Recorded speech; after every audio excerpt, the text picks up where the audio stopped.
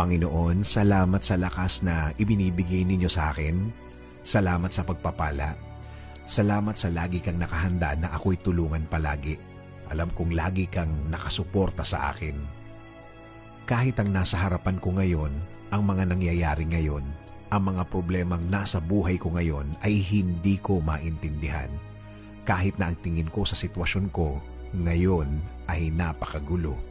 Sa iyo pa rin ako aasa, sa iyo pa rin ako kakapit because you said in your word that you will always be there for me with a helping hand. As a father to me, I thank you, Lord. Hindi ako manghihina sa mga bagay na to.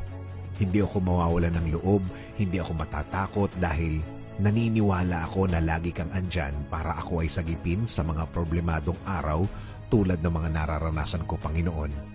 Alam ko, Lord, things will never be the same na ang lahat ng ito'y magbabago